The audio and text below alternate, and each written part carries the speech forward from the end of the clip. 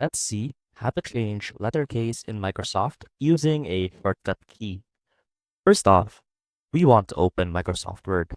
And as you can see right here, we have our document ready.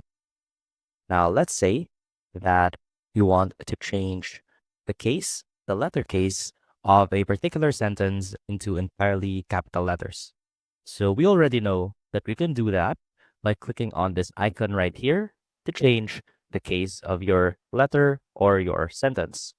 So let's go ahead and try that and see what it looks like. Let's say that we want to change it to uppercase, and it should look something like this. And as you can see, that already works. However, it may take some time, especially if you're working with a lot of changes to your document.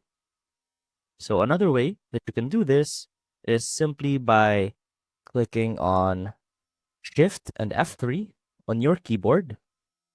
And what it should look like is it will cycle through all of these right here to change the sentence case, to change it to lowercase, uppercase, or to capitalize each word. Just keep on clicking Shift and F3 to select your preferred change of case. And that is how you can change case in Microsoft Word using only a shortcut key. I hope this helped, and I will see you soon.